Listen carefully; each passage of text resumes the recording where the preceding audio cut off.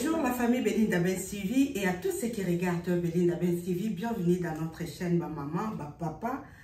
Binonio so obo sepela kakota la chaîne Nabiso Belinda Benz TV, tous en rubrique Nabiso motivation, entretien de la maison. Alors journée à l'élo, nini na sali. Na ye ko motiver ndeko moko ezaka motivation ezako pesa na moi ba idée ba expérience nanga ba voilà.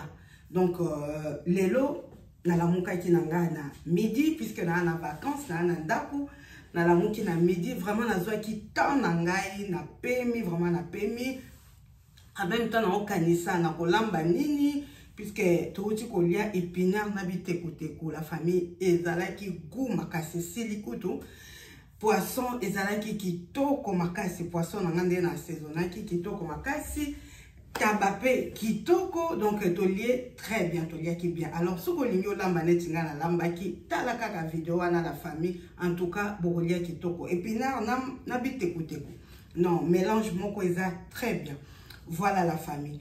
Donc, et si les nalamuki na komi ko se poser la question na lamba nini naza na mbika na ndaku naza na madeso ya goma naza na madeso ya pembe naza na mabumu naza na bambisa okauka naza na mwa bakoso muke naza na ngombe naza na mwa babiloko ya mike na komi ko se poser la question na bi bon naza na madeso ya kokalinga ça fait très longtemps. Voilà, le roi naza na madeso et uti kishasa ya kokalinga madeso ya goma ou ya kitoko wana ya kokalinga. Voilà, et puis na sombaki quelque part ba viande moko ya cabri eza surgelé na sombaki ba sachet à 1 kg mi balé. Donc ezalaki o eza na mikuwa na oyo eza na mikuwa. Tout à l'heure mon laxabino yango. Na lobina sala ka madeso ya kokalinga, après na sala pe viande wana à côté comme ça tolia madeso na ngombe na loso. Voilà na kola qui sabino la famille donc idée recette madeso au kalinga viande de bœuf et voilà so bongolia ndenge biso togolia ngo na loso j'espère na loso puisque après ça aussi so lamba ezana un sous papa faut changer non olia ne loso ta olia c'est mon nga pe sous na ko changer vie na le nga kwanga mais je suis sûr et certain que ba Rondi na talora na Belfoncia pourquoi elle va arriver tout à l'heure ba olia mon loso. Alors qu'est-ce que je fais ce matin erna na moki na tiré li ba maman to la moki na tongo na 8 ans nanga na bongi simbetu nanga mbeki na sina changer ba drap na auto changer ba drap na nous délire ko changer ba drap ko quitter puis ba drap est propre na tirer car ba drap nanga na bongisi na zongisi mbetu na état nango normal na ici na sali salle de bain vite fait na sali toilette vite. Voilà la famille na sala qui ménage na toilette oyo ba produit Wix topé Vix eza très efficace na sepela nango déjà eza couleur au moins un dans ça la toilette nazo mona soit couleur bleue soit rose na onika vraiment ti toilette écoutez la après na rincer na zape na parfum à toilette oyo eza très efficace par rapport ya ba parfum mosusu to salelaka ezotika vraiment solo kitoko na toilette en permanence na niki toilette nanga na bosani te kotia pastille ya javel na kati. Voilà pourquoi créer lisa toilette malamu. Voilà la famille awa sikoyo na bongisi entrée ndenga na lobby de fois gardien salaka ou bien agent d'entretien ya immeuble ba salaka mais biso moko pe de temps en temps to bosa na raté ko komba liboso ya ndako na biso et salon nanga na salaki yango boye na salika serpent na pangusi ça fait vraiment longtemps. Tapis eza du sauté et puis na longola ba coussin décoratif nyonso comme il fait très chaud na préféré ki na longola yango mali les até donc là na bongisi na salika ka moi petit coin oyo na zongisi 3 coussins décoratifs et puis na tie déco nanga ya famille voilà donc na bongisi moi coin oyo na bakisi bouquet de fleurs oyo moi décoration ana pour ça la moi changement mouké donc voilà sinon tapis na longoli et na sali serpillère na longoli tapis na sali serpillère et zappez bien le rôle amour et zaï makasi. Donc tu profiter de la fraîcheur ou ya carrelage.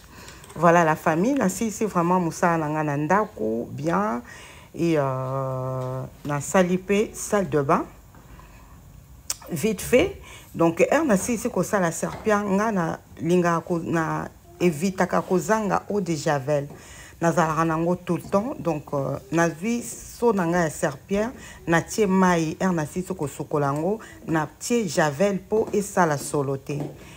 Oyo nazolakisa gel douche ya Lidl bain moussant liboso ezalaka vraiment concentré. Ça fait longtemps na somba so subilo kwa Lidl te mais na lekaki na sombi na moni yango ekomaki mai et gel douche wana ami fidèle cottage ezangaka te tout le temps nazalaka nango.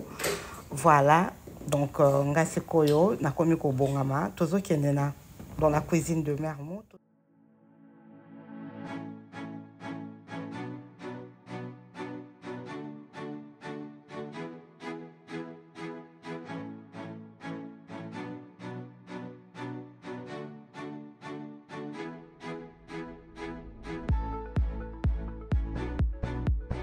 Voilà la famille, tu as commis dans la cuisine de Mermoz. Si tu as sabino, biloko, viande et en gros la famille. Nasi na avancé vraiment, vous voyez. Na tika ngo ekota mungwa na ba saisonnement nyonso. Na saisonné quand to saison to assaisonnaka ba viande na biso na tie ba assaisonnement ngo na salaki poisson et tikalaki dernièrement na tie na kati na tie céleri. Voilà na tie muscade na tie ba paprika ba bleu oignon sokaka o esala ke moi viande et ça la ndenge sali. Donc ba viande ngo eza vraiment bien la famille. Vous voyez, eza déjà basi ba kata ba morceau. Donc bakati ba morceau boye. Moni eza boye. Bakati yango ba morceau eza na mikwa na misuni. Donc voilà, na zui nanga musala o kata kata ba viande en tout cas na sepeli nango. Eza déjà prêt. Ba sachet nango. Voilà, yango yo. Nasala moi capture d'image P. Yango donc on l'examine, on l'examine bien la photo.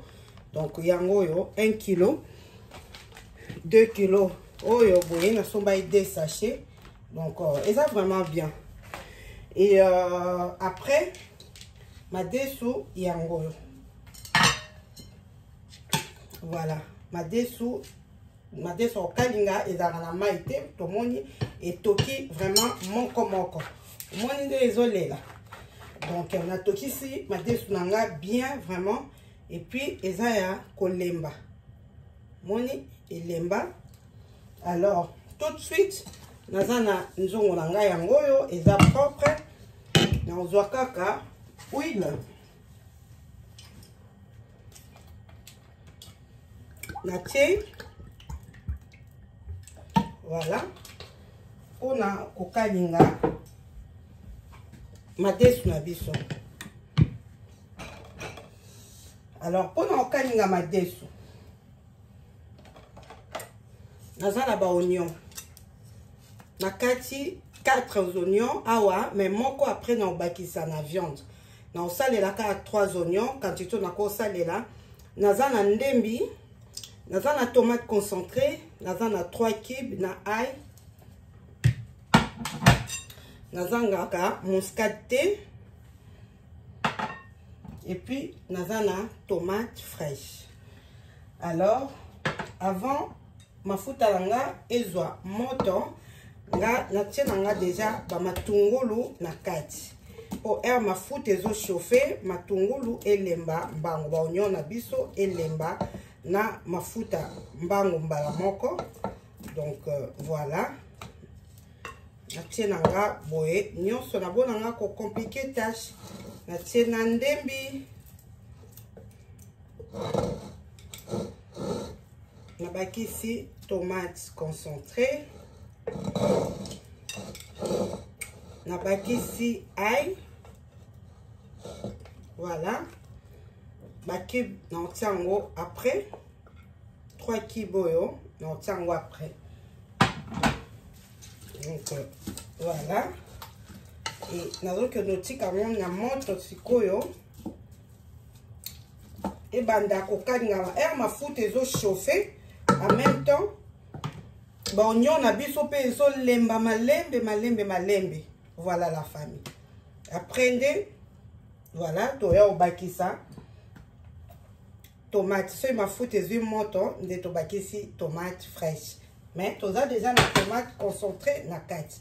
Donc ti kango na moto sikoyo la famille.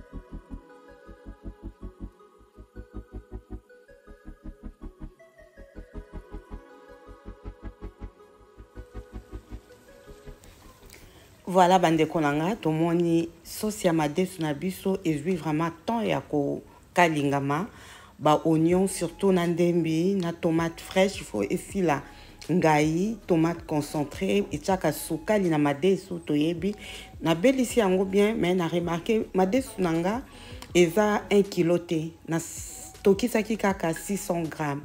Alors na moni ke ba sauce eza ebele na bakisaki déjà oignon moko o etikalaki na sangisaki yango nyonso, donc na longoli sauce ndambo ya madesu na tie yango na viande nanga bandeko ba maman ba papa ndenge tozomona kaka.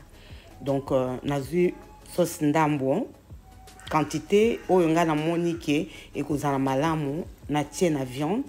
Après le reste sikoyo tomoni eza ebele et kokaki vraiment na quantité ya madesu ndenga na lingaki. Na zui sikoyo 600 grammes ya madesu nanga eza na maite yango yo na bandi kotia yango sikoyo ko balusa yango ndenga tozomona ko mélanger sauce tomate ezwa partout. Donc nazo tia yango malembe na tiendambu na balusi na mélanger le reste na tie lisusu. Nazo continuer ko mélanger yango et nako diminuer siko moto nanga nako tia moto na fait doux pour madesu et c'est lembi.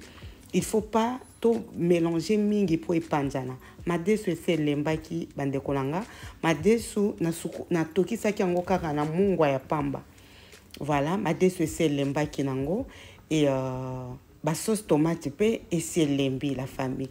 Donc tokoti kango siko a fait doux pour madesu na biso et kalingama bien mélange nango ezala malamu. Voilà la famille. madeso okalinga ezalaka kitoko mingi bandeko na nga tomoni to compliqué yango na biloko ebele te tosali sauce tomate normal madeso na biso na mwa 3 ki ba oignon ebimi kitoko ebimi sukali vraiment sukali na ndenge ya normal ozolia madeso en plus madeso agoma donc vraiment elambami kitoko tokosala madesu na biso même na madesu ya kaki oyo ya poto awa même madesu oyo ya rouge ya poto yango mpe ezalaka sukali voilà mais je ne pense pas que na madesu ya pembe tokoki kokalinga on ne sait jamais pourquoi pas peut-être za na bandeko basi bameka mpe na madesu ya pembe voilà l'essentiel des alaka ya okalinga et kitoko makasi vraiment la famille. Voilà, toujours comme presque na souka émission na biso motivation, ménage, entretien de la maison, na recette ndenge na pasaki journée nanga bandeko. Madesu totiki yango ezokalingama. Voilà la famille. Donc awa sikoyo na tchaki madesu na fait doux, na changé qui plaque, toza na viande na biso cabri, topé bifon de bœuf pour eza na goût viande yo. Goût vraiment il y a viande il y a sika il y a kitoko donc en tout cas to lengo to sepeli vraiment na mikwa na mwanga nga viande za la mwa mafuta eza ya muke ya kolekate musuni kitoko mwa mikwa wana en tout cas kitoko makasi vraiment so beaucoup tani nango ba koma viande de cabri et salami awa na France bo hésiter c'était eza vraiment kitoko makasi. Voilà la famille.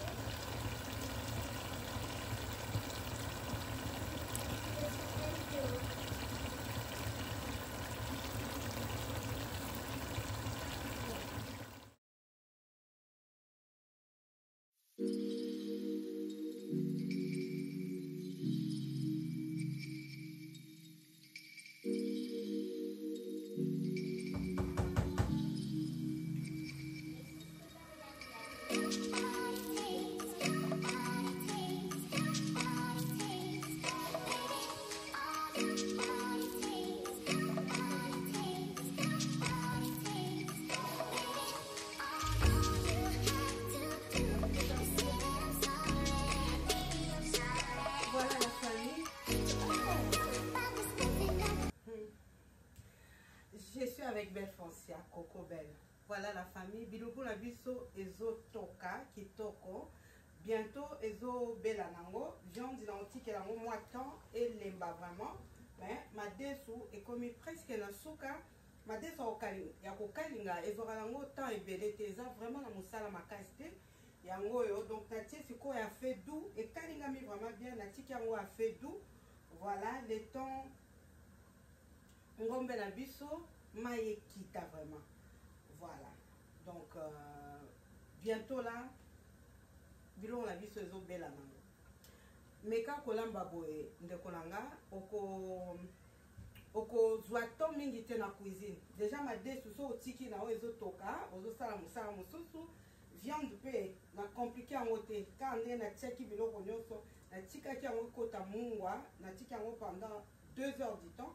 Ekota mungwa donc nde nasali boye nazwi mwa tomate oyo ebelaki baonio nasangisi na tiki yango mpo nabakisi lisusu mwa mai nango ekawukaki hors caméra nabakisai mwa mai ndambu mpo lokola eza mikwa tolia mikwa ya ngombe ezala makasi te ezala bien ekota sauce mungwa ntina kati ya mikwa esalaka bien. Voilà la famille. Donc tokomi presque na suka nazozela natindi rondi noam a yelanga loso puisque naza na riz lotis nayebi te soki eza ya bien te ezokoma makasi. Alors nazosomba loso nalingaka nasomba yango na Carrefour Market. Bientôt azoya nango na olakisa bino et je pense que biloko na biso ekoma déjà prêt ngala olamba loso et tokoma na suka ya vidéo na biso. Donc à tout de suite le temps biloko ezobela nalakisa bino pe loso oyo eza vraiment ya bien. Eza kitoko makasi solo kitoko goût na munoko et je pense que bon sepela nango beaucoup tango na Carrefour na somba nango na Carrefour Market. Voilà la famille. Ce qui courage eza vraiment avant ya kobima na cuisine na sala ke fort na tika cuisine propre. basani nyonso na saleli oyo na utiliser na zongi sango en place. Soki naza vraiment épuisé, fatigué, wana na koyo kotika talora aedenga pour aedaka vraiment mingi na cuisine basali entretien à cuisine tout ça aedaka mingi. Donc voilà, mais na lingaka nga moko nazala exemplaire. Soki na sisi kolamba il faut natika cuisine propre. Soki mwana koya ko sukola basani aya sukola basani oyo tole mais asukolate basani oyo banjungo na saleli babiloko na saleli na zibiloko na tiki na moto après moi na era koya abandina nuko bongisa ndenga na tika non wana vraiment na evitaka. Ça arrive mais ceux qui vraiment naza épuisé et qui na kokite mais souvent na lukaka avant na bima la cuisine il faut na bongisa. J'espère que yo pe maman de kolanga au salaka lokolanga alors nyonso ane senga biso ka motivation volonté na courage. Voilà la famille nga na bongisa nyonso pona monike biloko ese beli nazo zela rendi noam aya na loso na sala loso et puis tolia. Donc nangi na kata na profiter na Coco Belle loko azali abeta ma solo. Donc, nous allons continuer na katana, nous na kendo sola na Coco Belle. Voilà, à tout de suite la famille pour na laksabino loso o ezalaka kitoko makasi vraiment. Je pense pas qu'il y a des commentaires.